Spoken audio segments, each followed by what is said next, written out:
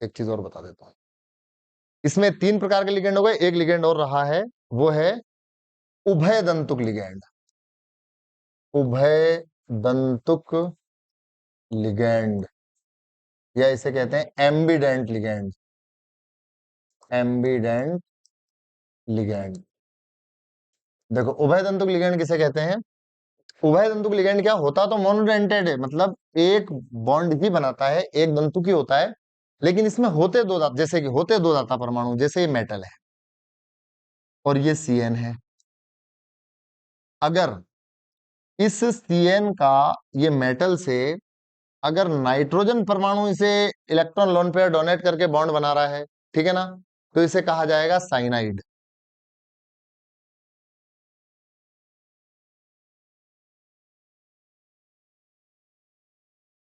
एक मिनट यार, हाँ, ये मेटल है ना। अब मेटल से ये कार्बन के थ्रू अगर जुड़ा तो ये कहलाएगा साइनाइड, ठीक है। और अगर ये नाइट्रोजन के थ्रू जुड़ा है, ये पहले भी थोड़ा सा आप इसको मैं चेंज करता हूं, कि अगर साइनाइड से जुड़ा है तो ये कहलाएगा, सी कार्बन से जुड़ा हुआ है ना सीएन, तो ये कहलाएगा साइनाइड। और अगर नाइट्रोजन ने लोन पेयर डोनेट करके बॉन्ड बनाया है तो इसे कहेंगे आइसोसाइनाइड। हाँ, ये मैं आपको बता दूं, आइसोसाइनाइड, ये सब नोट्स में लिखा हुआ है ना। यानी जो सीएन है साइनाइड, सीएन जो है, ये सीएन में दो दाता परमाणु है, यानी कार्बन भी अपना लोन पेयर डोनेट करके मेटल से बॉन्ड बना सकता है, डेटिव बॉन्ड, और नाइट्रोजन भी अपना लोन पेयर डोनेट करके डेटिव बॉन्ड बना सकता है। लेकिन ऐसा लिगेंड जो बनाए तो एक बार में एक ही डेटिव बॉन्ड, लेकिन उसमें दो दाता परमाणु हो, तो इस प्रकार के लिगेंड को क्या कहते हैं? उभय दंतुक लिगेंड या एम्बिडेंट लिगेंड। जैसे मेटल से एससीएन जुड़ा तो इसे कहेंगे थायो साइनेट। और अगर मेटल से दाता परमाणु सल्फर की बजाय कौन हो? नाइट्रोजन हो, इसे कहेंगे आइसोथायोसाइनेट। आइसोथायोसाइनेट, ठीक है। तो ये क्या है, मैंने पहली बार इस बोर्ड पे पढ़ाया है। अगर ये आपको यहाँ तक की बात मेरी समझ में आई हो तो आप बताएं, और इसके आगे भी फिर अपन क्लास जारी रखेंगे निश्चित रूप से। और आगे भी टॉपिक है, लेकिन पहले मैं ये वीडियो देखता हूँ कि आपको कैसी लगती है। इसके बाद इस चैप्टर को वन स्लॉट, ये भी सारी चीजें दोबारा रिकॉर्ड करा देंगे शुरू से, फिर आपको बताएंगे, ठीक है ना। एक और टॉपिक है इसके बाद, जिसका नाम है, अगला जो टॉपिक अपना चलेगा वो चलेगा उपसह संयोजन संख्या, कोऑर्डिनेशन नंबर। बाद में क्लास लाइव भी कर देंगे अपन, है ना, कोऑर्डिनेशन नंबर। तो अगला टॉपिक अपन यहाँ से पढ़ेंगे, ठीक है। तो देखें आप यहाँ तक, ठीक है। अब इसको वीडियो को रोक दो।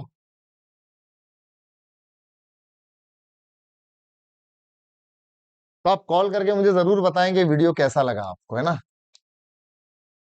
या ये मेरा व्हाट्सअप नंबर भी यही है, व्हाट्सअप पे बता दें, आप कमेंट करके बता दें, बताएं जरूर कि ये कैसा लगा, है ना। थोड़ा सा लाइट का वो है, इसको अपन सही कर लेंगे। और जितने भी नोट्स हैं आपको फोटोकॉपी के रूप में, बार बार बता रहा हूँ मैं, अवेलेबल करवा दिए जाएंगे, ठीक है। अगर मैं जल्दी बोल रहा हूँ तो आप बता देना, ताकि धीरे धीरे बोलूँ थोड़ा, है ना। पहली बार रिकॉर्ड करवा रहा हूँ।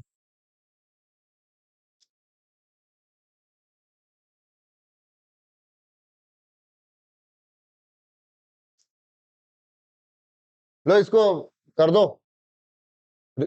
हाँ।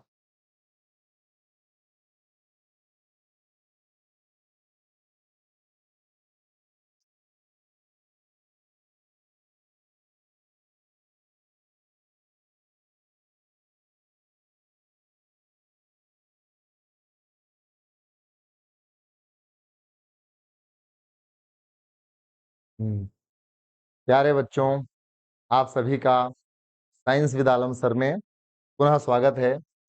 हम जो चैप्टर पढ़ रहे थे वो चैप्टर था कोऑर्डिनेशन कंपाउंड। कोऑर्डिनेशन कंपाउंड्स, इस चैप्टर की हमने एक क्लास रिकॉर्ड की थी, लेकिन वो रिकॉर्ड करके मुझे ऐसा लगा, जो सुझाव आए बच्चों के, कि सर इतना फास्ट जो आप कह रहे थे कि घंटे, 1.5 घंटे में या आधे घंटे में आप चैप्टर पूरा कर दोगे, तो मुझे ऐसा लगा कि इतनी जल्दी चैप्टर पूरा करना उचित नहीं है। इसलिए इसको जो समय है उस हिसाब से अपन धीरे धीरे पूरा करेंगे। तो हमने जो पढ़ा था वो ये पढ़ा था कि सिंपल सॉल्ट क्या होते हैं, डबल सॉल्ट क्या होते हैं, और उसके बाद हमने पढ़ा था कि कॉम्प्लेक्स कंपाउंड क्या होते हैं और इनके एग्जाम्पल पढ़े थे। इसके बाद हमने पढ़ा था होमोलेप्टिक कॉम्प्लेक्स क्या होता है, हेट्रोलेप्टिक कॉम्प्लेक्स क्या होता है, और हमने फिर लास्ट में आके पढ़ा था कि टाइप्स ऑफ लिगेंड यानी लिगेंड के प्रकार क्या थे, जिनमें हमने पढ़ा था monodentate ligand, bidentate ligand, polydentate ligand और एम्बीडेंट लिगेंड। एम्बीडेंट लिगेंड यानी कि एक दंतुक लिगेंड, द्विदंतुक लिगेंड, बहुदंतुक लिगेंड और उभय दंतुक लिगेंड, ये हमने पढ़ लिए थे और इनको हमने विस्तार से समझ भी लिया था। इसको जो लिखा है मैं आपको फिर बता रहा हूँ कि उसी क्रम में मैं इन्हें पढ़ा रहा हूँ जिस क्रम में मेरे नोट्स हैं, जो कि आपको मिल जाएंगे। अगर आप इन नोट्स को बाई पोस्ट मंगाना चाहते हैं, कोरियर से मंगाना चाहते हैं, तो आप इस नंबर पर व्हाट्सएप या कॉल कर सकते हैं, 90 240 56 932। हमारी कोचिंग का जो एड्रेस है वो है साइंस गुरुकुल क्लासेस, गायत्री मंदिर रोड, चौमेला, जिला झालावाड़, राजस्थान। चलिए अब इसके बाद आगे का अपन शुरू करते हैं कि आगे क्या है। तो अगली हेडिंग है कोऑर्डिनेशन नंबर।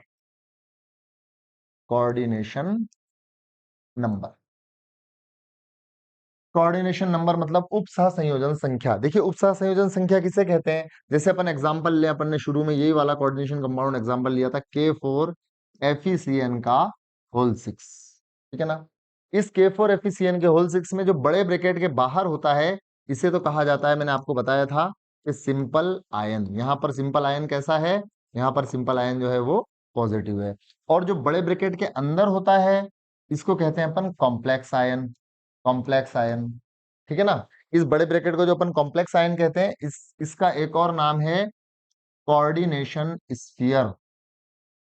कोऑर्डिनेशन स्फीयर या हिंदी में से कहते हैं समन्वय गोलक। समन्वय गोलक या कोऑर्डिनेशन स्फीयर इसे कहा जाता है, समन्वय मंडल भी कहते हैं, ठीक है ना। इसके अंदर ये बात मैंने आपको बताई थी, जो धातु होती है इसे कहते हैं केंद्रीय धातु आयन, और ये जो होते हैं ये होते हैं लिगेंड। यहाँ पर लिगेंड कितने हैं, 6 लिगेंड है। एक ही प्रकार का लिगेंड है जो कि साइनो है, और इसको होमोलेप्टिक कॉम्प्लेक्स अपन कहेंगे। अब सवाल ये पैदा होता है कि कोऑर्डिनेशन नंबर किसे कहते हैं। देखिए जो सेंट्रल मेटल आयन है, कोऑर्डिनेशन नंबर की डेफिनेशन क्या है कि सेंट्रल मेटल आयन से बने हुए डेटिव बॉन्ड्स की संख्या क्या कहलाती है, कोऑर्डिनेशन नंबर कहलाती है। कोऑर्डिनेशन नंबर किसका होता है, कोऑर्डिनेशन नंबर जो होता है वो सेंट्रल मेटल आयन का होता है, केंद्रीय धातु परमाणु का होता है। मैंने आपको बताया था कि साइनो जो है ये एक दंतुक लिगेंड, साइनो क्या है, -1 है। ये एक दंतुक लिगेंड है। एक दंतुक लिगेंड का मतलब साइनो जो है ये एक बॉन्ड बनाता है। अगर कार्बन के थ्रू बनाएगा तो साइनाइड है या साइनो है, और अगर ये नाइट्रोजन के थ्रू बॉन्ड बनाएगा तो आइसोसाइनाइड है। यानी जो ये है ये एक एम्बिडेंट लिगेंड का उदाहरण है, एक उभय दंतुक लिगेंड का उदाहरण है, क्योंकि ये बॉन्ड चाहे कार्बन से बना है चाहे नाइट्रोजन से बना है, बॉन्ड एक ही बना रहा है। एक साइनो मेटल से एक बॉन्ड बना रहा है, कुल 6 साइनो है, ये आयरन से कितने बॉन्ड बनाएंगे भाई, 6 तरफ से बॉन्ड बनाएंगे, तो कुल बॉन्ड कितने बनेंगे, 6। तो नंबर ऑफ डेटिव बॉन्ड कितने, 6। तो जब यहाँ पर नंबर ऑफ डेटिव बॉन्ड 6 है तो हम ये कहेंगे कि जो मेटल है, इस मेटल का जो कोऑर्डिनेशन नंबर है, जो समन्वय संख्या है वो कितनी है, 6। तो कोऑर्डिनेशन नंबर की डेफिनेशन क्या हुई कि केंद्रीय धातु आयन से बने हुए डेटिव बॉन्ड्स की संख्या क्या कहलाती है बच्चों, क्या कहलाती है, कोऑर्डिनेशन नंबर या समन्वय संख्या कहलाती है। अच्छा, समन्वय संख्या का एक एग्जांपल मैं और देता हूं आपको। जैसे सपोज करो कि इस तरह का कोई कोऑर्डिनेशन कंपाउंड है, प्लेटिनम C2O4 का। जैसे इसको आप अपन कंपैरिजन करके मैं आपको बताता हूँ, एक टेबल से मैं इसकी तुलना करके आपको बताता हूँ। देखो ये है। अब यहां पर मैं एक एग्जांपल लेता हूं इसका, K4Fe, दिख रहा है, K4FeCN का होल 6। और एक मैं यहां पर लेता हूं, इसको ले अपन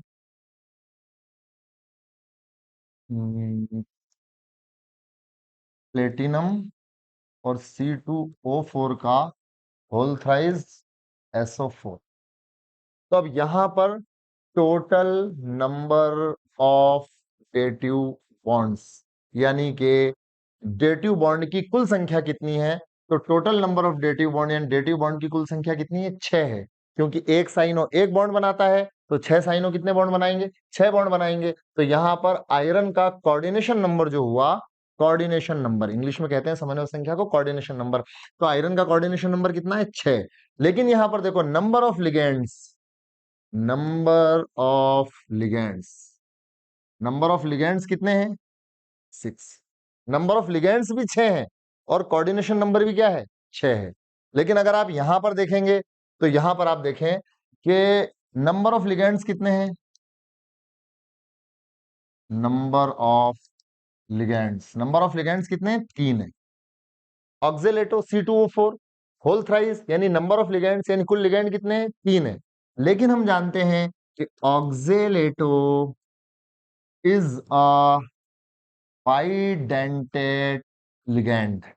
ऑक्जेलेटो क्या है, एक द्विदंतुक लिगैंड है, एक बाइडेंटेड लिगैंड है, यानी एक ऑक्जेलेटो दो डेटिव बॉन्ड बनाता है। तो प्यारे बच्चों, जब एक ऑक्जेलेटो दो डेटिव बॉन्ड बना रहा है तो 3 ऑक्जेलेटो कितने बनाएंगे, 3 × 2। भाई एक ऑक्जेलेटो बना रहा है दो डेटिव बॉन्ड, एक ऑक्जेलेटो दो डेटिव बॉन्ड बना रहा है, तो 3 ऑक्जेलेटो कितने बॉन्ड बनाएंगे, 6 डेटिव बॉन्ड। तो यहां पर भी कोऑर्डिनेशन नंबर कितना हुआ है प्यारे बच्चों, यहां पर भी कोऑर्डिनेशन नंबर कितना हुआ, 6 हुआ। तो आप देखो अगर इन दोनों को कंपैरिजन करें तो यहां पर भी कोऑर्डिनेशन नंबर 6 है और यहां पर भी कोऑर्डिनेशन नंबर 6 है। लेकिन यहां पर लिगेंड्स की total number of dative bond 6 है और टोटल नंबर ऑफ लिगेंड भी 6 है, लिगेंड भी 6 है, डेटिव बॉन्ड 6 है, इसलिए कोऑर्डिनेशन नंबर 6 है।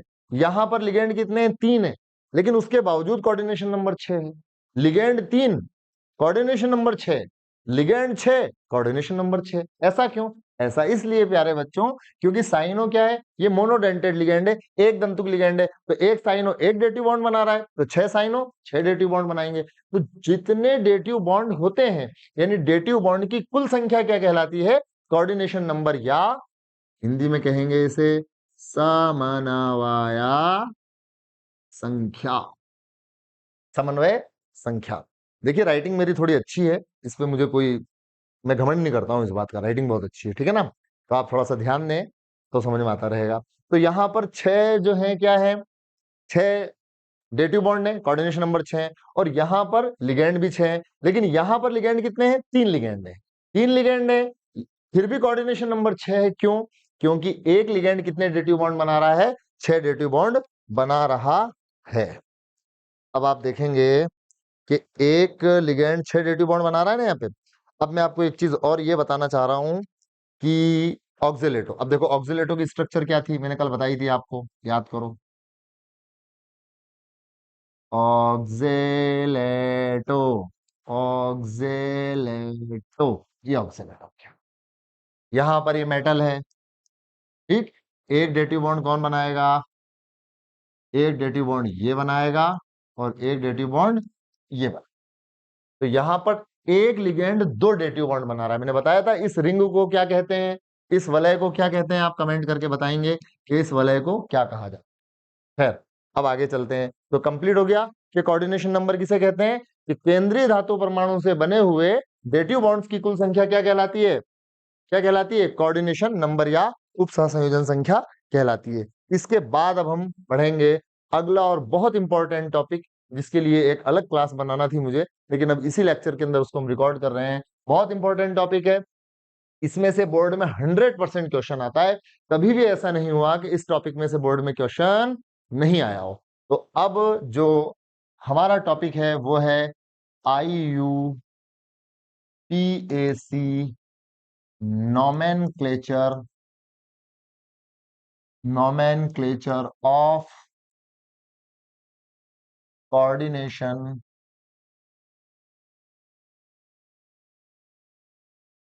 कंपाउंड्स, यानी उप सह संयोजन यौगिकों का IUPAC नामकरण। आपको पता है IUPAC की फुल फॉर्म क्या होती है, क्या होती है IUPAC की फुल फॉर्म, कमेंट में आप बताएं मुझे, ठीक है ना। तो अब IU international union of pure and applied chemistry, अब इसका जो कोऑर्डिनेशन कंपाउंड का IUPAC नोमेनक्लेचर अपन को पढ़ना है। तो देखो इसके कुछ नियम है, वो नियम आपको मैंने बताया नोट्स में लिखे हुए मिल जाएंगे। अगर मैं अभी बोलकर नियम लिखाऊंगा तो ये लेक्चर क्या होगा, 3-4 घंटे का हो जाएगा। आपको, आप हमारे नोट्स मंगवा सकते हैं, आपको मिल जाएंगे वो, है ना, और नोट्स में बिल्कुल स्टेप बाय स्टेप नियम लिखे हुए हैं।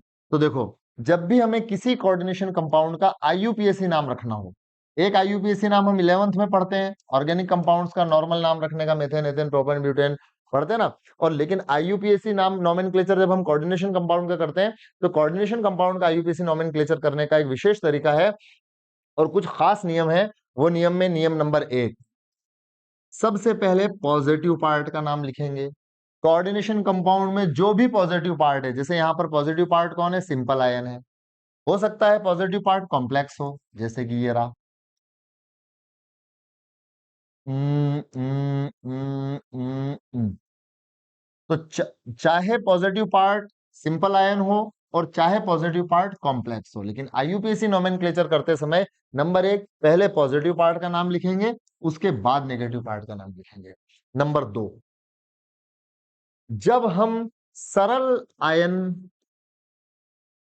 अब सरल आयन किसे कहेंगे, जो कि कोऑर्डिनेशन स्फीयर के बाहर है, यानी बड़े ब्रैकेट के जो बाहर है उसे क्या कहा जाएगा, सिंपल आयन या सरल आयन। तो सरल आयनों की संख्या का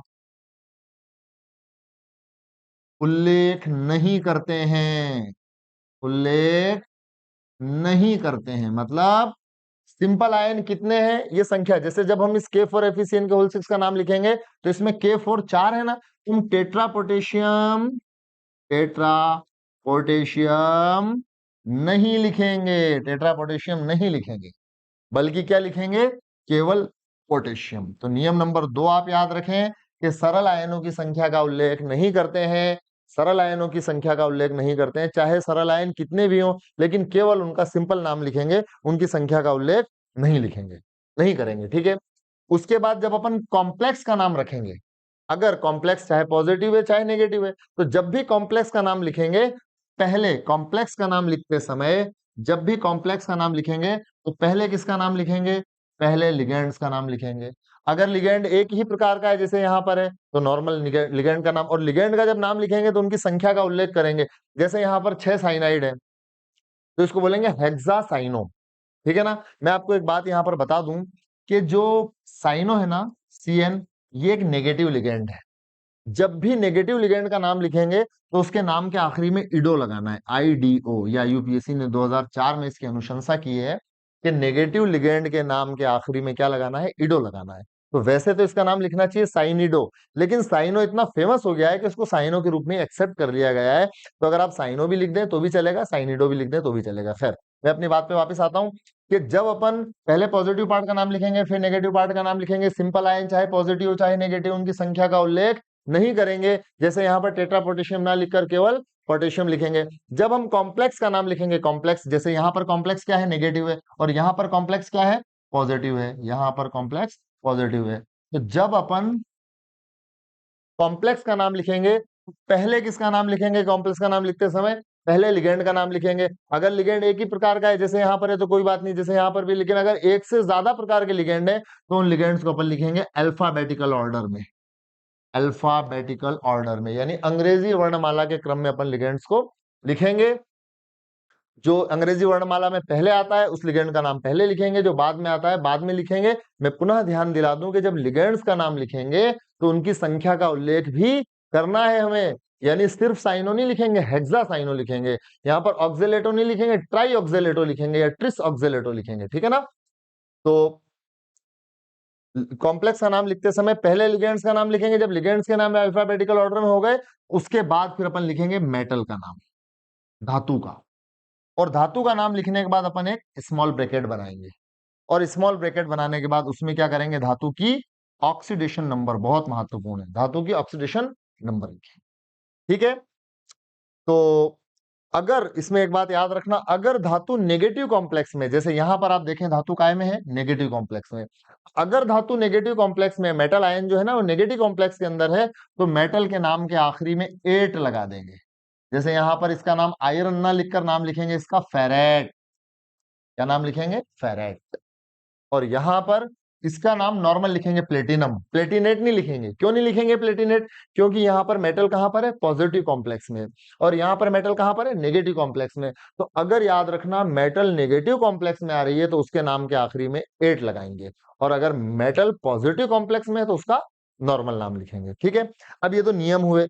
इसके बाद जैसे कोई मान लीजिए अगर उदासीन लिगेंड है तो उसका सामान्य नाम लिख देंगे, और अगर धनात्मक लिगेंड है तो उसके नाम के आखिरी में ईएम लगाते हैं। तो ये सारे नियम लिखे हुए हैं, मैं आपको डायरेक्ट एग्जांपल देके समझाता हूँ बात, आप नियमों को नोट से पढ़ लेना। डायरेक्ट एग्जांपल देके मैं आपको समझाता हूँ। जैसे पहला एग्जांपल जो हम बार बार ले रहे हैं वो है K4FeCN का होल 6। इसका आईयूपीएसी नाम अपन को लिखना है। तो नियम नंबर 1 इस पर अप्लाई करेंगे। नियम नंबर 1 ये है कि पहले पॉजिटिव पार्ट का नाम लिखेंगे, उसके बाद अपन नेगेटिव पार्ट का नाम लिखेंगे। पहले पॉजिटिव पार्ट का नाम लिखेंगे, फिर नेगेटिव का लिखेंगे। पॉजिटिव कौन है यहाँ पर? पोटेशियम। तो टेट्रा पोटेशियम नहीं लिखेंगे, मैंने बताया सरल आयनों की संख्या का उल्लेख नहीं करते हैं। तो केवल क्या लिखेंगे? केवल लिखेंगे पोटेशियम। इसको इंग्लिश में भी लिख सकते हैं, हिंदी में भी लिख सकते हैं। इंग्लिश मीडियम वाले इंग्लिश में लिख देना, हिंदी मीडियम वाले हिंदी में लिख देना। पोटेशियम खत्म। ये पॉजिटिव पार्ट का नाम क्या हुआ? समाप्त, पोटेशियम। ठीक है, सरल आयन है ना पोटेशियम, इसलिए इसकी संख्या का उल्लेख नहीं करेंगे। टेट्रा पोटेशियम नहीं लिखेंगे, केवल क्या लिखेंगे? पोटेशियम।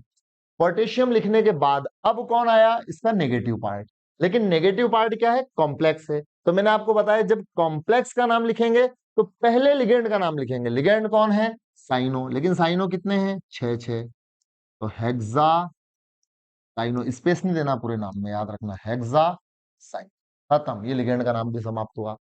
अब कौन है? आयरन। लेकिन चूंकि धातु कहां पर है? नेगेटिव कॉम्प्लेक्स में, इसलिए इसे आयरन नहीं लिखकर इसके नाम के आखिरी में 8 लगाने के लिए इसे लिखेंगे फेरेट। आयरनेट नहीं करना है, फेरेट करना है, ठीक है ना। और फिर स्मॉल ब्रैकेट बनाएंगे, और इस स्मॉल ब्रैकेट में धातु की ऑक्सीडेशन अंक यानी कि ऑक्सीकरण अंक या ऑक्सीडेशन नंबर लिखेंगे।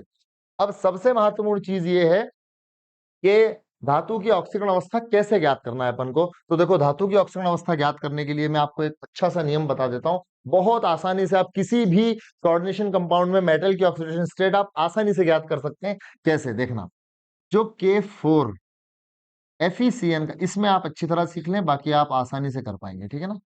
K4FeCN का whole 6।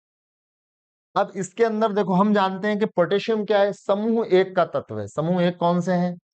Hydrogen, lithium, sodium, potassium, rubidium, caesium, francium, ये समूह 1 है। समूह 1 के सभी तत्वों की सामान्य ऑक्सीकरण अवस्था कितनी होती है? प्लस। ये सब हमेशा +1 दिखाएंगे।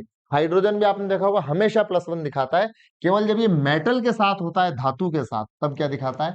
-1। और जब हाइड्रोजन धातु के साथ होता है तो इसे हाइड्राइड कहा जाता है। तो यहाँ पर एक बात ये भी आ गई है, आप याद रखना कि हाइड्रोजन हमेशा +1 दिखाता है, लेकिन जब ये हाइड्राइड अर्थात ये धातुओं यानी मेटल्स के साथ होता है तो इसकी ऑक्सीकरण अवस्था कितनी होती है? माइनस। वरना लिथियम देखो, लिथियम हमेशा +1, सोडियम हमेशा +1, +1, +1, +1, ये तो रेडियो एक्टिव है, छोड़ो इसे, है ना। तो ये समूह 1 के तत्व हमेशा +1। तो आपको ये चीजें याद रखना पड़ेंगी कि पोटेशियम जहां भी आएगा, याद रखना क्या आएगा? +1। एक चीज और साथ के साथ बता देता हूं, समूह 2, beryllium, magnesium, calcium, strontium, barium और रेडियम, ये समूह 2 की सामान्य ऑक्सीकरण अवस्था कितनी है? +2 है। ये सब कैसी दिखाते हैं? +2 ऑक्सीकरण अवस्था दिखाते हैं। तो अब देखो, जब पोटेशियम 4 हटेंगे यहां से, अगर 4 प्लस के हटाए अपन ने, ये दोबारा लिख देता हूं मैं। अब यहां से 4 प्लस हटे तो 4 के प्लस को हटाएंगे, तो ऑब्वियसली इस कॉम्प्लेक्स आयन के ऊपर, इस संकुल आयन के ऊपर जो चार्ज आएगा वो कितना आएगा? -4। भाई तभी तो इन दोनों से मिलकर एक उदासीन यौगिक बना है। भाई +4 और -4 से ही तो एक न्यूट्रल कंपाउंड बना है। तो अगर यहां से अपन +4 हटा देंगे तो इस कॉम्प्लेक्स के ऊपर कौन सा आयन बचेगा? -4। कितना चार्ज बचेगा? -4। अब क्या करना है, जिस मेटल की हमें ऑक्सीडेशन स्टेट निकालना है ना, उसे मान लेंगे X, और एक साइनाइड पर होता -1, तो 6 साइनाइड पर कितना हो गया? -6 इज इक्वल टू, जो ब्रैकेट पर चार्ज है उसे इज इक्वल टू में कर दो, कितना है? -4। X इज इक्वल टू कितना हो गया? Plus. X is equal to कितना हो गया? +2। तो अब आप देखें, +2, ठीक है। तो ये, तो मेटल की ऑक्सीडेशन स्टेट कितनी आई? +2। तो यहां पर क्या लिख देंगे? रोमन में लार्ज में +2। तो इसे पढ़ेंगे कैसे? Potassium hexacyanoferrate second. अगर इसे इंग्लिश में लिखेंगे तो इंग्लिश में लिख लेना यार, पोटेशियम हेक्सासाइनोफेरेट सेकंड, ठीक है ना। तो धातु की यहाँ पर मेटल की ऑक्सीडेशन स्टेट कितनी आई, +2 आई। अब मैं देखो IUPAC नोमेनक्लेचर जो है ना, नियम तो ठीक है एक बार पढ़ लिया अपन ने, लेकिन मेनली इसे सीखने के लिए हमें सबसे एग्जाम्पल करना है, प्रैक्टिस मैक्सिमम एंड परफेक्ट। हम जितने एग्जाम्पल करेंगे उतनी अच्छी तरह हम इसे सीख पाएंगे। तो मैं और एग्जाम्पल आपको बताता हूं। जैसे एक एग्जाम्पल है ये वाला, देखो PTNH3 का होल 6Cl4। अच्छा, आप ये पूछेंगे कि साहब CN पर -1 है, ये हमें कैसे पता चलेगा, कैसे पता चलेगा? भाई आपके पिताजी का नाम आपको कैसे पता है, मम्मी का नाम कैसे पता है, गांव का नाम कैसे पता है? बता दिया ना कि बस गांव का नाम ये है, शहर का नाम ये है, कोटा है तो कोटा है। उसका कोई कारण थोड़ी, कोई लॉजिक थोड़ी है, ठीक है ना। हालांकि इनके लॉजिक है, लेकिन आप याद रखें कि साइनाइड पर CN पर -1 होता है, तो हमेशा इस पर -1 होगा, ये आपको याद रखना है बस। ऐसे अपन, और एग्जाम्पल बोर्ड में वही आएगा जो हमारे नोट्स के अंदर है। मैं यहाँ पर ज्यादा से ज्यादा एग्जाम्पल कवर करवाऊंगा, लेकिन सारे एग्जाम्पल की पूरी लिस्ट एक बेहतरीन से आपको नोट्स में मिल जाएगी, ठीक है ना। अब जैसे अगला एग्जांपल है PTNH3 का होल 6 और Cl4। अब अगर इसका IUPAC नाम लिखना है अपन को, पहले इसे पॉजिटिव और नेगेटिव पार्ट में डिवाइड करना है। ये हो गया इसका पॉजिटिव पार्ट, ये हो गया इसका नेगेटिव पार्ट। तो सर हमें पता कैसे चलेगा कि ये पॉजिटिव पार्ट है, नेगेटिव पार्ट है? ये कैसे आप बता रहे हो कि ये पॉजिटिव है, नेगेटिव? प्यारे बच्चों, जो चीज पहले लिखी होती है वो पॉजिटिव है, तो जो पहले लिखा है वो पॉजिटिव, जो बाद में लिखा है वो नेगेटिव। तो अब इन दोनों में से नाम किसका लिखेंगे पहले? मैंने आपको पहले ही नियम बताया था कि जब कोऑर्डिनेशन कंपाउंड का अपन IUPAC नोमेनक्लेचर करते हैं, तो उसके IUPAC नोमेनक्लेचर करते टाइम पे पॉजिटिव पार्ट का नाम पहले लिखते हैं, फिर नेगेटिव पार्ट का नाम लिखेंगे। तो चलो लिखो, चलो पॉजिटिव का पहले लिखो। कैसे लिखोगे बच्चों? ऐसे लिखेंगे कि यहाँ पर पॉजिटिव पार्ट क्या है, कॉम्प्लेक्स है। पॉजिटिव पार्ट क्या है, कॉम्प्लेक्स है, जो कि बड़े ब्रैकेट के अंदर है। तो जब कॉम्प्लेक्स का नाम लिखेंगे तो पहले लिगेंड का नाम लिखेंगे। लिगेंड कौन है यहाँ पर? NH3। NH3 को लिगेंड के रूप में क्या कहा जाता है, याद रखना, एमीन। ऐसे हिंदी में लिखते हैं एमीन, और इंग्लिश में लिखेंगे एमीन, ठीक है ना, एमीन। ठीक है, एमीन। तो कितने एमीन है? मैंने बताया लिगेंड्स की संख्या का उल्लेख हमें करना है, तो कितने एमीन है? 6 एमीन है, तो हो जाएगा हेक्सा एमीन। हेक्सा एमीन हो गया, हेक्सा एमीन। और फिर प्लेटिनम, कि सर प्लेटिनम ना लिखकर अगर प्लेटिनेट कर दें तो? नहीं बच्चों, गलत हो जाएगा। प्लेटिनेट क्यों करेंगे? तो साहब आपने बताया था ना अभी, वहां पर फेरेट करा था, मेटल के नाम के आखिरी में एट लगाते हैं। बच्चों मेटल के नाम के आखिरी में एट तब लगाते हैं जब मेटल नेगेटिव कॉम्प्लेक्स में हो, लेकिन आप तो यहाँ पर देख रहे हैं मेटल कहाँ पर है, पॉजिटिव कॉम्प्लेक्स में, इसलिए इसका नॉर्मल नाम लिखेंगे। क्या लिखेंगे? Platinum, hexa amine platinum. और जैसे ही मेटल लिखेंगे, नियम बना लो, उसके बाद एक छोटा ब्रैकेट आपको बनाना है, स्मॉल ब्रैकेट बनाना है, और उसके बाद क्या लिखेंगे? नेगेटिव पार्ट का नाम। नेगेटिव पार्ट कौन है यहाँ पर? Chloride, chloride. अब ये जो क्लोराइड है ना, जब ये सरल आयन के रूप में आएगा, ब्रैकेट के बाहर है मतलब ये सरल आयन है, तो सरल आयन के रूप में आएगा तो इसका नाम है क्लोराइड। लेकिन अगर ये लिगेंड के रूप में अंदर आ गया तो फिर इसे बोलेंगे क्लोरिडो, क्योंकि एक नेगेटिव लिगेंड है। मैं बताता चलूं, याद रखना आप, Cl क्या है? -1। जैसे ये -1 है, ऐसे ये भी -1 है, लिगेंड के रूप में भी ये -1 है। और जब ये Cl लिगेंड के रूप में आएगा तो इसका नाम होगा क्लोरिडो, क्लोरिडो। और अगर सरल आयन के रूप में आएगा तो इसका नाम होगा क्लोराइड। थोड़ी इसमें राइटिंग जम नहीं पा रही है, नया नया है ना मामला, धीरे धीरे हो जाएगा हैबिचुअल, है ना। तो ये सारी चीजें आपको एज इट इज नोट्स में सीक्वेंस में लिखी हुई हैं। तो अब यहाँ पर आप देखें, पॉजिटिव पार्ट कॉम्प्लेक्स है, कॉम्प्लेक्स का नाम लिखते समय पहले अपने लिगेंड का नाम लिखा। लिगेंड कितने? 6 हैं। कौन है? एमीन है, लिख दिया hexa amine platinum, small bracket बना दिया, और उसके बाद क्लोराइड लिख दिया। यहाँ पर टेट्रा क्लोराइड नहीं करेंगे। क्यों नहीं करेंगे सर टेट्रा क्लोराइड? बच्चों इसलिए नहीं करेंगे क्योंकि IUPAC नोमेनक्लेचर करते समय कोऑर्डिनेशन कंपाउंड का हम सरल आयनों की संख्या का उल्लेख नहीं करते हैं। जैसे वहां पर टेट्रा पोटेशियम ना लिखकर हमने केवल पोटेशियम लिखा था, इसी तरह यहाँ पर टेट्रा क्लोराइड ना लिखकर केवल क्लोराइड लिखेंगे। अब ये हो गया। अब हमारे सामने क्या समस्या है? अब प्रॉब्लम ये है कि हमको यहाँ पर प्लेटिनम की क्या ज्ञात करना है, क्या कैलकुलेट करना है? Oxidation state. What is the oxidation state of platinum? How we calculate? तो मैंने आपको सिंपल तरीका बताया कि आप काल्पनिक रूप से इमेजिन करें कि अगर इसको हटा दें यहां से 4 माइनस, तो क्या होगा? Time time time. जैसे ही 4 माइनस हटे तो ये हुआ प्लेटिनम NH3 का होल 6 और +4। कि सर वहां पे तो यहाँ +4 क्यों आया, वहां पर -4 आया था? इसलिए आया बच्चों +4 क्योंकि 4 माइनस हटे हैं। तो जब 4 माइनस हटे, अपोजिट चार्ज आएगा ना, तब +4 आएगा। भाई +4 और -4 मिलकर ही तो न्यूट्रल कॉम्प्लेक्स बना है। अपोजिट चार्ज आता है, जब 4 माइनस हटे हैं तो 4 प्लस आएंगे। आ गया? अब क्या करना है, चूंकि we have to calculate the oxidation number of platinum, तो इसको क्या मान लेंगे हम? एक्स।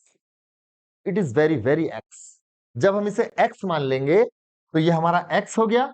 और NH3, एक NH3 जो है, ये एमीन जो है, ये जो लिगेंड है, ये कैसा होता है? ये न्यूट्रल लिगेंड होता है, ये उदासीन होता है। जैसे साइनो और क्लोरिडो -1 होते हैं, इन पर -1 चार्ज होता है। जैसे वहां पर हमने आयरन की ऑक्सीडेशन स्टेट कैलकुलेट करते टाइम पे हमने साइनाइड को -1 के रूप में कैलकुलेट किया था।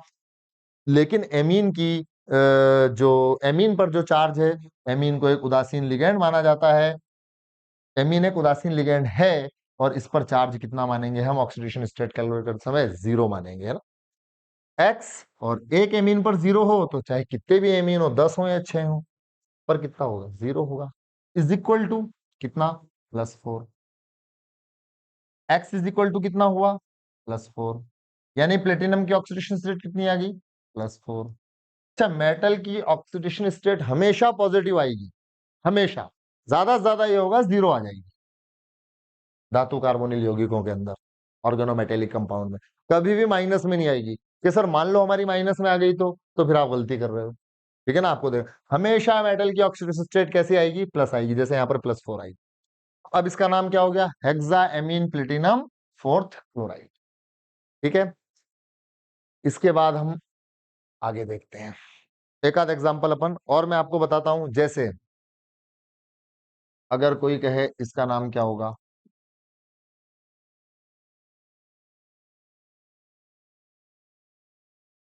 वही नियम लगाना है, पहले पॉजिटिव पार्ट का नाम, फिर नेगेटिव पार्ट का नाम। हमें कैसे पता चलेगा कौन सा पार्ट पॉजिटिव है, कौन सा नेगेटिव है?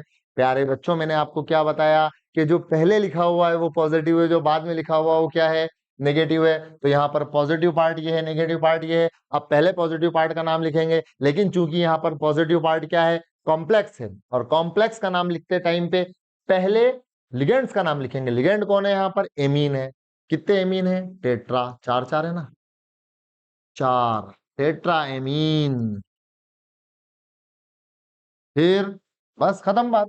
अब कॉपर, कॉपर नॉर्मल नाम लिख रहे हैं, क्यूप्रेट नहीं लिख रहे हैं, क्यूप्रेट नहीं लिख रहे हैं, कॉपर लिख रहे हैं। 8 इसलिए नहीं लगाएंगे क्योंकि मेटल कैसे कॉम्प्लेक्स में? पॉजिटिव कॉम्प्लेक्स में। अगर मेटल नेगेटिव कॉम्प्लेक्स में होती तो हम इसके नाम के आखिरी में क्या लगा देते? 8 लगा देते। तो टेट्रा एमीन कॉपर, और स्मॉल ब्रैकेट छोड़ देंगे, और बाद में SO4 को क्या लिख देंगे? सल्फेट। खत्म, ये नाम हो गया। अब हमें क्या करना है? अब बिल्कुल वैसे ही जैसे अपन ने पहले ऑक्सीडेशन स्टेट कैलकुलेट की थी कि नहीं की थी, ऐसे अपन यहाँ पर देखो ऑक्सीडेशन स्टेट कैलकुलेट करेंगे। देखना क्या करना है, काल्पनिक रूप से इसको हटाना है। तो CuNH3,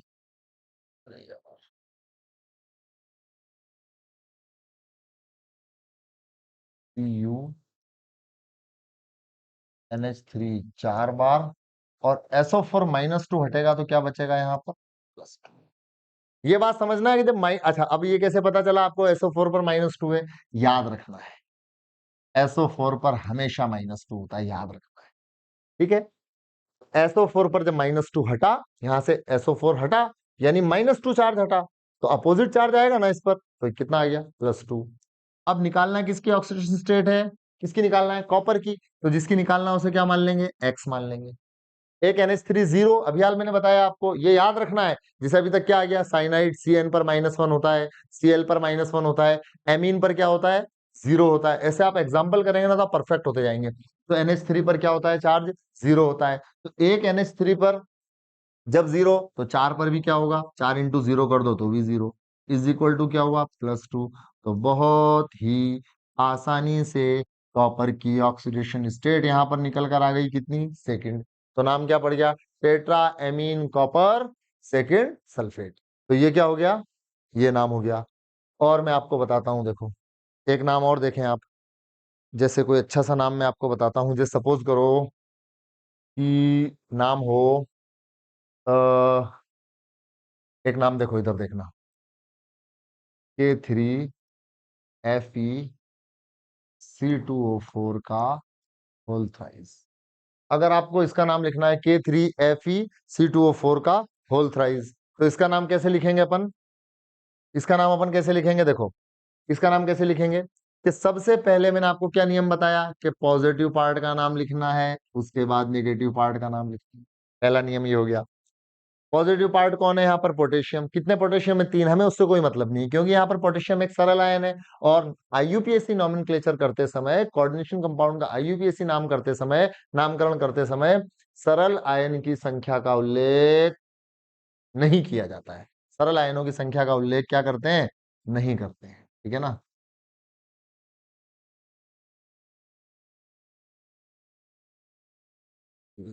ये नेगेटिव पार्ट है ना। अब कौन है? पोटेशियम। तो सिर्फ क्या लिखेंगे? पोटेशियम। सिर्फ पोटेशियम। ठीक। उसके बाद नेगेटिव पार्ट का नाम लिखेंगे। तो नेगेटिव पार्ट का जो नाम लिखेंगे हम, नेगेटिव पार्ट क्या है यहाँ पर? एक कॉम्प्लेक्स है। कॉम्प्लेक्स का नाम लिखते समय पहले किसका नाम लिखेंगे? लिगेंड्स का नाम लिखेंगे। तो लिगेंड कौन है यहाँ पर? ऑक्जेलेटो। तो ये हो गया ट्राई ऑक्जेलेटो, या कई जगह ट्रिस ऑक्जेलेटो भी लिखा होता है, दोनों सही है। Try oxalato, potassium try oxalato. फिर कौन आया? फेरेट। फेरेट। अब फेरेट क्यों करा? अब नाम के आखिरी में एट क्यों लगाया? क्यों लगाया? क्योंकि मेटल कहां पर है? नेगेटिव कॉम्प्लेक्स में। उसके बाद क्या करेंगे? स्मॉल ब्रैकेट और उसमें ऑक्सीडेशन स्टेट। अब ऑक्सीडेशन स्टेट कैसे निकालना है? देखो मैंने आपको बताई थी, देखो इससे पहले बताई थी। देखो कैसे निकालना है। इसको यहां से डिवाइड करना है, 4 माइनस हटेंगे। इस जो कोऑर्डिनेशन स्फीयर है ये, यानी बड़ा ब्रैकेट है, इस पर क्या आएगा? जब 4 माइनस हटे तो +4 आएगा। इसको मानेंगे एक्स। एक्स प्लस एक एमीन 0, तो 6 एमीन भी 0 इज इक्वल टू +4। तो यहाँ पर कितनी आ गई थी? +4 आ गई थी। इसी तरह देखो अगले वाले में, यहाँ पर क्या हुआ था? -2 हटाया तो इस पर कौन सा चार्ज आया? +2 आया। तो x + 0 इज इक्वल टू +2, तो x इज इक्वल टू +2। इसी तरह अपन को यहाँ पर भी ऑक्सीडेशन स्टेट निकालना है। देखो कैसे निकालेंगे, देखना।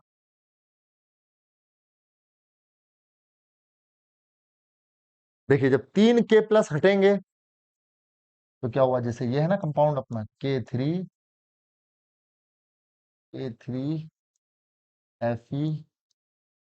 C2O4 का होल थ्राइस। ठीक है ना?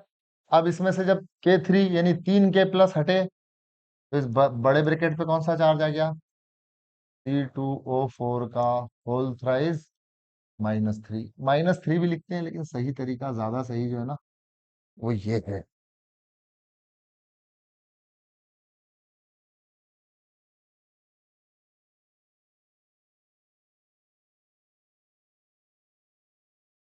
-3 माइनस। तो यहाँ पर -3 क्यों आया? क्योंकि 3+ हटा तो -3 आ गया। अब निकालना किसकी ऑक्सीडेटिव स्टेट है? आयरन की एक्स। और एक ऑक्सीलेटो पे मैं बार बार बताता आ रहा हूं आपको कि देखो ऑक्सीलेटो की बार बार मैंने स्ट्रक्चर बनाई, और मैंने आपको बताया कि मेरे प्यारे बच्चों, मेरे प्यारे देशवासियों, ऑक्सीलेटो पर क्या होता है? -2 चार्ज होता है। तो एक ऑक्सीलेटो पर यानी एक C2O4 पर -2 चार्ज है। तो मेरे भाई 3 ऑक्सीलेटो पर कितने चार्ज आएंगे? x -6 is equal to -3। x is equal to क्या हो जाएगा? प्लस। देखो ऑक्सीडेशन स्टेट हमेशा पॉजिटिव आ रही है कि नहीं आ रही? Be positive. Oxidation state will be हमेशा पॉजिटिव। ठीक है ना? Will be positive always. तो यहां पर क्या आई? +3। तो यहां पर रोमन में लिखना है ये +3। तो अब क्या नाम हो गया इसका? Potassium tri oxalato ferrate third. ठीक है? और एक आध एग्जांपल दूं? एक आध एग्जांपल मैं आपको और बताता हूं। देखो एक एग्जांपल मैं आपको थोड़ा सा अलग बताता हूं। हम्म,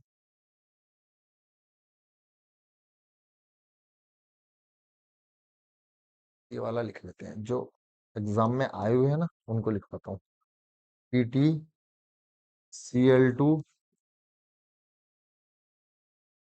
एथिलीन डाइएमीन और NO3 का होल ट्वाइस। ठीक है ना। अब देखो यहाँ पे मैं कुछ बातें आपको बता दूं। वो बातें ये हैं कि जो EN है, EN इसे कहा जाता है एथिलीन डाइएमीन। एथिलीन डाइएमीन, कल मैंने याद करो आपको बताया था जब एक हेक्साडेंटेट लिगेंड बताया था ना, EDTA, तो उसमें मैंने बताया था कि देखो सबसे पहले ethylene CH2 double bond CH2, double bond में से एक बॉन्ड तोड़ेंगे तो एक वैलेंसी इसकी फ्री, एक वैलेंसी इसकी फ्री, इस पर एक NH2 और इस पर एक NH2, इसे कहा जाता है एथिलीन डाइएमीन। और यह एक उदासीन यानी न्यूट्रल लिगेंड है, मतलब इस पर चार्ज कितना है, 0 है। तो इस एथिलीन डाइएमीन को शॉर्ट में क्या लिख देते हैं, EN लिख देते हैं। ठीक है ना। ये इस एग्जाम्पल से बहुत सारे रूल क्लियर होंगे। ठीक है ना। अब देखो NO3 को कहा जाता है नाइट्रेट। ये NO3 है ना, इसको क्या कहते हैं, नाइट्रेट। और इस पर चार्ज कितना होता है, -1। याद रखना है, याद रखना है कि इस पर चार्ज क्या होता है, -1 होता है। ठीक है ना। अब देखो इसको आप पॉजिटिव और नेगेटिव पार्ट में डिवाइड करो। ये वाला पार्ट कैसा है, पॉजिटिव, ये वाला पार्ट कैसा है, नेगेटिव। ये सर आपको पता कैसे चल रहा है, अरे मेरे भाई जो पहले लिखा हुआ है वो क्या है, पॉजिटिव है, जो बाद में लिखा हुआ है वो क्या है, नेगेटिव है। ठीक है ना। अब पॉजिटिव पार्ट यहाँ पर कॉम्प्लेक्स है, तो जब नियम क्या है कि जब कॉम्प्लेक्स का नाम लिखेंगे तो पहले अपन किसका नाम लिखेंगे, पहले लिगेंड्स का नाम लिखेंगे। अब अभी तक तो हम जो एग्जांपल ले रहे थे उनमें केवल एक ही प्रकार का लिगेंड था, देखो एक ही प्रकार का लिगेंड।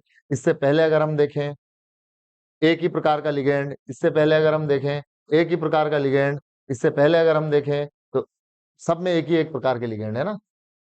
अब देखो यहां पर, लेकिन यहां पर अगर आप देखें दो प्रकार के लिगेंड है, एक है Cl और एक है EN। Cl को कहेंगे क्लोरिडो। कि सर कभी आप कह रहे हो क्लोरिडो, कभी आप कह रहे हो क्लोराइड। जब Cl लिगेंड के रूप में है तो क्या कहलाएगा, क्लोरिडो। और अगर Cl सरल आयन के रूप में है, जैसे आप यहां पे देखें ये, जब मैंने बताया लिगेंड के रूप में है तो क्या कहलाएगा, क्लोरिडो। और अगर सरल आयन के रूप में है तो क्या कहलाएगा, क्लोराइड। ठीक है, ये आ गया है ना। तो पहले पॉजिटिव पार्ट का नाम लिखेंगे फिर नेगेटिव का। और पॉजिटिव में अब यहां पर दो दो लिगेंड है अपने पास, एक तो है Cl-, दो प्रकार के लिगेंड है। कुल लिगेंड तो कितने हैं, 4 है। ठीक है। और एक ये, तो इस पर चार्ज होता है -1 और इस पर चार्ज है 0। लेकिन इसका नाम है एथिलीन डाइएमीन, जो कि स्पेलिंग काय से स्टार्ट होती है, ई से। और क्लोरिडो की स्पेलिंग काय से स्टार्ट होती है, सी से। तो ABCDEFG, तो पहले कौन आ रहा है अल्फाबेटिकल ऑर्डर में, सी आ रहा है। तो अल्फाबेटिकल ऑर्डर में जो पहले आएगा उसी का नाम पहले लिखेंगे। तो क्या नाम लिखेंगे, डाई क्लोरिडो, डाई क्लोरिडो। फिर एथिलीन डाइएमीन कितने, दो हैं। तो इसको देखो डाई एथिलीन डाइएमीन नहीं लिखेंगे बल्कि इसको लिखेंगे बिस। और फिर लिख देंगे एथिलीन डाई एमीन। इसको बिस क्यों लिखा, इसको बिस इसलिए लिखा क्योंकि ये एक ऐसा लिगेंड है एथिलीन डाइएमीन जिसके नाम में पहले से डाई आ रहा है। अब अगर पहले से चूंकि डाई है और ये भी दो हैं, तो अगर अपन ये लिख देते डाई क्लोरिडो डाई एथिलीन डाइएमीन तो ये फिर अजीब सा हो जाता। तो इसके लिए IUPAC ने सजेस्ट किया है कि आप एथिलीन डाइएमीन जो ऐसा लिगेंड है उसके तो नाम को भी स्मॉल ब्रैकेट में बंद करके, और वो दो हैं तो बिस कर दो, तीन है तो ट्रिस कर दो, चार है तो टेट्रा किस, पांच है तो पेंटा किस, छह है तो हेक्सा किस, ऐसे आप करते जाएं। ठीक है ना। तो डाई क्लोरिडो बिस एथिलीन डाइएमीन।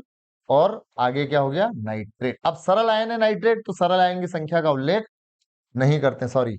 इसके बाद इसको मिटा देता हूं मैं ना, इसको मिटा देता हूं।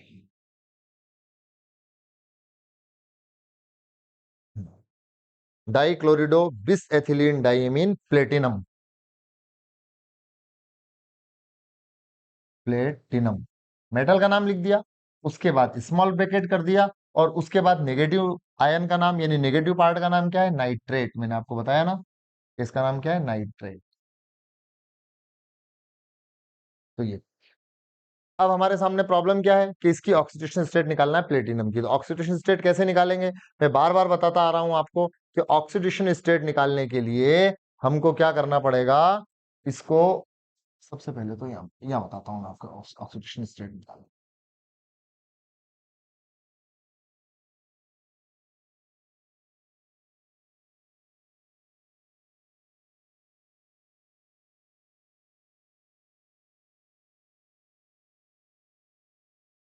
नाइट्रेट, ठीक है। अब ऑक्सीडेशन निकालने पहले अपन को इसको डिवाइड करना पड़ेगा काल्पनिक रूप से। तो अब सपोज करो अगर हम इसे डिवाइड करें तो क्या होगा, Cl2 एथिलीन डाइएमीन 2 बार और NO3। अब NO3, एक NO3 पर होता है -1, तो 2 NO3 पर कितना होगा, -2। तो जब -2 हटेगा तो इस कॉम्प्लेक्स पर कैसा चार्ज आएगा, इस पर आएगा यार थोड़ा, पर आएगा +2। ये +2 आ गया। क्यों आया +2, एक NO3 पर क्या होता है, -1 होता है। कैसे पता चलेगा, याद रखना है, मैंने बताया CN पर -1, Cl पर -1, एमीन जो होता है उदासीन होता है, एथिलीन डाइमीन जो होता है उदासीन होता है, Cl पर जो होता है -1, उदासीन मतलब न्यूट्रल है ना। तो अब NO3 पर क्या है, +1, तो जब दो प्लस वन दो सॉरी NO3 पर क्या है, -1, तो जब दो -1 हटे तो यहाँ पर क्या आएगा, +2। जब +2 आया, इसको क्या मानेंगे, x, इसे क्या मानेंगे, Cl पर कितना होता है, -1 एक पर, तो 2 Cl पर कितना हो गया, -2। और एथिलीन डाइमीन क्या होता है, उदासीन होता है, तो जब एक पर 0 तो दो पर भी क्या होगा, 0, इज इक्वल टू कितना हो गया, +2। तो क्या हो गया, x इज इक्वल टू +4। यानी ऑक्सीडेशन स्टेट कितनी आ गई, प्लेटिनम 4। तो ये नाम बन गया इसका, क्या नाम बना, डाई क्लोरिडो बिस एथिलीन डाइएमीन प्लेटिनम 4 नाइट्रेट, ठीक है ना, ये इसका नाम। इसी तरह और भी बहुत सारे एग्जाम्पल हैं जो आपको नोट्स के अंदर मिल जाएंगे। ठीक है, यहां तक की बात क्लियर। अब आगे देखते हैं। ये तो अभी अपन ने पढ़ा के, जैसे एक एग्जांपल और बता देता हूं, मुझे याद आ रहा है वो एग्जांपल, आज ही करवाया था मैंने क्लास में। Ca2 और क्या था, Fe, Cn का होल ट्वाइस, Cn का होल ट्वाइस, ठीक है ना। यहां पर देखो ये अच्छा नाम है, इसका नाम कैसे रखेंगे, वही पहले यौगिक को पॉजिटिव और नेगेटिव पार्ट में डिवाइड कर लेंगे। हमें कैसे पता चलेगा कौन सा पार्ट पॉजिटिव और कौन सा पार्ट नेगेटिव, कंपाउंड के अंदर जो पहले लिखा हुआ है वो कैसा है, पॉजिटिव, और जो बाद में लिखा हुआ है वो नेगेटिव। यहाँ पर जो पॉजिटिव पार्ट है वो क्या है, सरल आयन है। हम जानते हैं कि जब IUPAC नाम लिखते हैं तो सरल आयनों की संख्या का उल्लेख नहीं करते हैं, तो चाहे 2 कैल्शियम हो चाहे 10 कैल्शियम हो, हमें केवल क्या लिखना है, कैल्शियम, केवल कैल्शियम लिखना है। इससे दांत और हड्डी आपके कैसे हो जाएंगे, बहुत मजबूत हो जाएंगे, लिखने से नहीं खाने से होंगे, ठीक है ना। तो ये हो गया कैल्शियम। इसके बाद क्या है, नेगेटिव पार्ट का नाम लिखना है। नेगेटिव पार्ट क्या है प्यारे बच्चों, यहाँ पर नेगेटिव पार्ट जो है वो कॉम्प्लेक्स है। जब भी हम कॉम्प्लेक्स का नाम लिखेंगे तो पहले लिगेंड लिखेंगे। लिगेंड कौन है, साइनो, और साइनो कितने हैं, दो दो हैं, तो डाई साइनो। देखो साइनिडो भी लिख सकते हैं और साइनो भी लिख सकते हैं, मैं आपको पहले बता चुका हूं, ठीक है ना। Calcium dicyano. और फिर Fe को आयरन ना लिखकर क्या लिखेंगे बच्चों, फेरेट लिखेंगे। सर फेरेट क्यों लिखेंगे बच्चों, फेरेट इसलिए लिखेंगे क्योंकि यहाँ पर आयरन एक मेटल है, और मेटल कहाँ पर है, नेगेटिव कॉम्प्लेक्स में। तो जब भी मेटल नेगेटिव कॉम्प्लेक्स में आएगी तो उसके नाम के आखिरी में क्या लगाएंगे, एट लगाएंगे। इसके बाद छोटा ब्रैकेट बनाएंगे, और ब्रैकेट बनाने के बाद रिलैक्स हो जाएंगे। हमारा नाम लगभग कंप्लीट हो चुका है। अब हमारे सामने केवल एक प्रॉब्लम है, वो प्रॉब्लम ये है कि we have to calculate the oxidation state of iron। तो हम आयरन की ऑक्सीडेशन स्टेट कैसे कैलकुलेट करेंगे, याद करो मैंने आपको शुरू में बताया था कि कैल्शियम पर +2 होता है। Calcium is a metal of group second elements, ये समूह 2 के तत्वों की एक धातु है। और तो कैल्शियम पर क्या होता है, +2 होता है, ठीक है ना। तो जब कैल्शियम पर +2 होता है तो 2 कैल्शियम आप हटाओ यहां से, यानी एक कैल्शियम पर +2 तो दो पर क्या हुआ +4। तो जब आपने +4 हटाया तो यहां पे कौन सा चार्ज आएगा, मैंने बताया ना अपोजिट आता है। तो जब +4 हटाया तो कौन सा आएगा, -4 आएगा। और निकालना किसकी ऑक्सीजन स्टेट है अपन को, आयरन की। क्या मान लेंगे, क्या मान लेंगे, एक्स मान लेंगे। एक सीएन पर कितना, -1। दो सीएन पर कितना, -2 इज इक्वल टू कितना हुआ, -4। तो एक्स इज इक्वल टू कितना हो गया, +2। तो यहां पर क्या लिख देंगे, सेकंड लिख देंगे। तो क्या हो गया, इसका नाम कैल्शियम डाइसाइनोफेरेट सेकंड, ये इसका नाम कंप्लीट हुआ। तो इसके और भी बहुत सारे एग्जांपल हैं जो मैं आपको धीरे धीरे आगे बताऊंगा चैप्टर में, लेकिन यहां पर अपना IUPAC nomenclature of coordination compound क्या होता है, कंप्लीट होता है। तो ये तो था कि हम फॉर्मूले से नाम लिख रहे हैं, इसे कहते हैं नॉमेनक्लेचर। एक होता है इसका नाम दिया हुआ है और उससे फॉर्मूला बनाना, जिसे कहते हैं सूत्रीकरण या फॉर्मुलेशन। फॉर्मूला बनाना, फॉर्मुलेशन यानी फॉर्मूला बनाना, सूत्रीकरण, ठीक है ना। सूत्रीकरण में क्या होगा, उल्टा होगा कि जैसे फॉर्मूला दिया और नाम लिखा, ये हुआ नामकरण। और जब नाम देंगे और फॉर्मूला बनाना है तो ये क्या होगा, सूत्रीकरण। सूत्रीकरण कैसे करेंगे ये भी मैं आपको बता देता हूं, ठीक है। देखो सूत्रीकरण कैसे करेंगे अपन, एक एग्जांपल देके बता देता हूं। जैसे वही एग्जांपल लेते हैं अपन कि पोटेशियम, देखो उसके पहले नियम बता देता हूं ना। सूत्रीकरण के नियम क्या है, सबसे पहले सरल आयन को, पहला नियम, हालांकि नियमों से ज्यादा कुछ नहीं, प्रैक्टिस, आप एग्जांपल करेंगे तो आपको फटाफट समझ में आएंगे। पहला नियम है कि सरल आयन जो है उनको उनकी संयोजकता के साथ लिखेंगे, ठीक है ना, संयोजकता के साथ लिख देंगे के साथ लिखेंगे, ठीक है।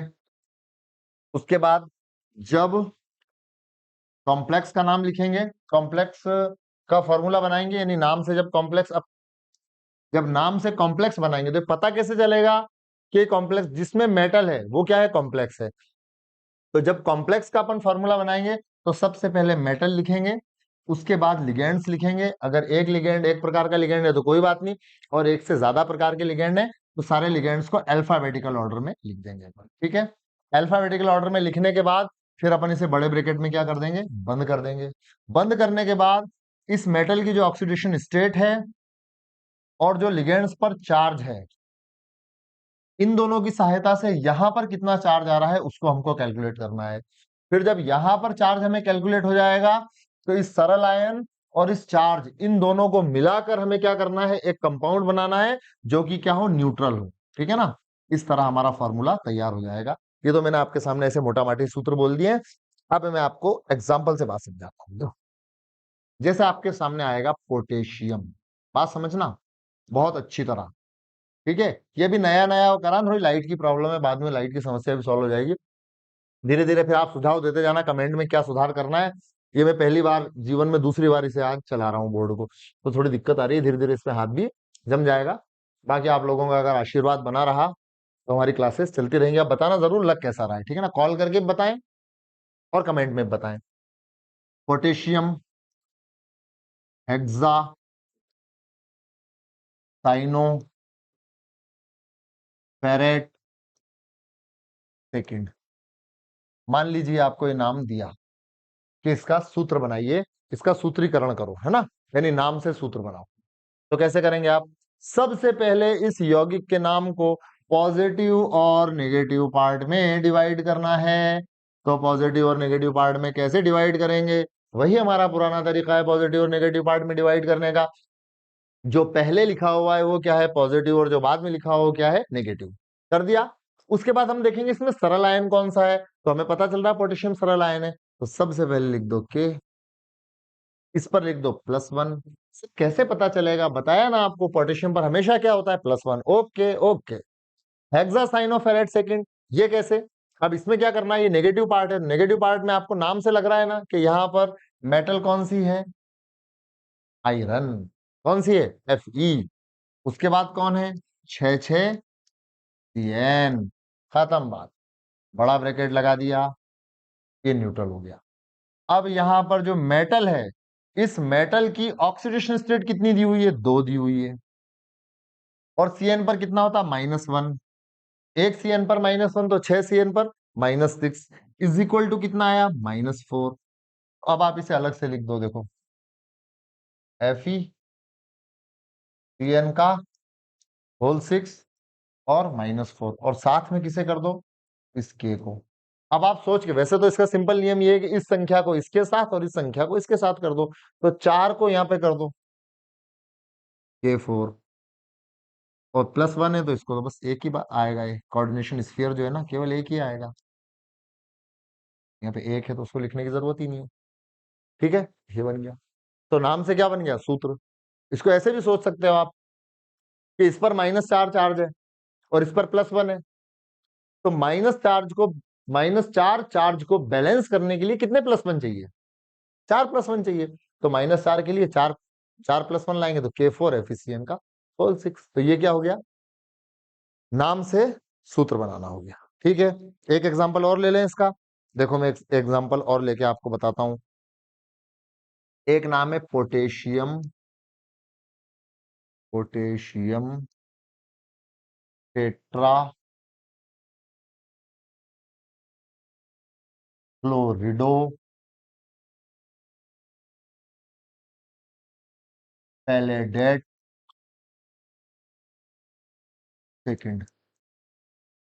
मान लीजिए आपको ये नाम दिया पोटेशियम टेट्रा क्लोरिडो पैलेडेट सेकंड और कहा कि इस नाम से आप क्या बनाइए? फॉर्मूला बनाइए। तो पहले तो इसे पॉजिटिव और नेगेटिव पार्ट में आपको क्या करना है? डिवाइड करना है। ठीक है ना?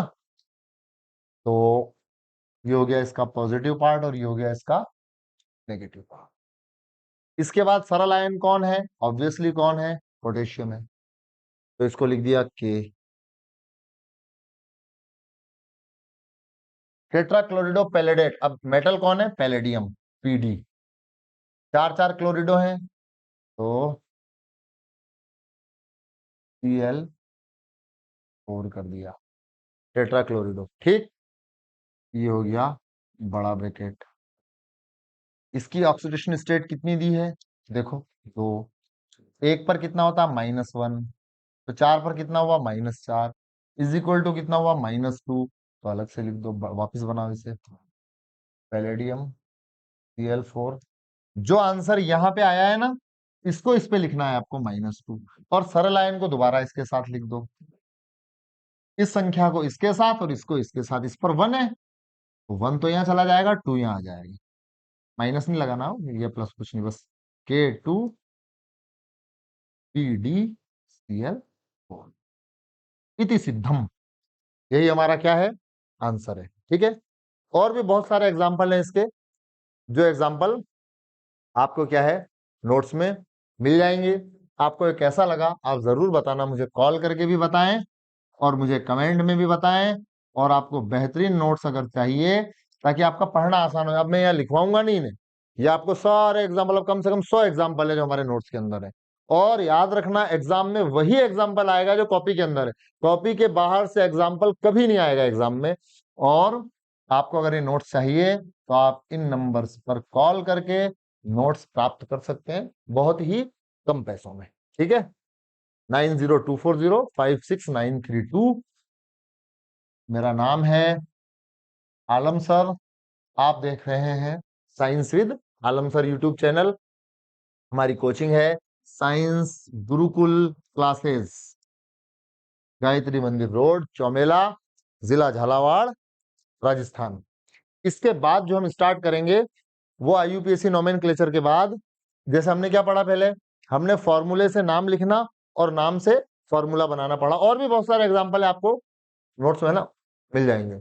अब अपन पढ़ेंगे इनमें समावयवता, आइसोमेरिज्म इन, सॉरी, समावयवता। तो ये अपन नेक्स्ट क्लास में अगला लेक्चर में रिकॉर्ड करा दूंगा समावयवता का। ठीक है, तो आशा है कि आपको यहाँ तक की बात समझ में आई होगी। मैंने भी अभी नया नया रिकॉर्ड करवाना शुरू किया है। आपको कैसा लग रहा है ये आप मुझे जरूर बताएं, कॉल करके भी बताएं और कमेंट में भी बताएं।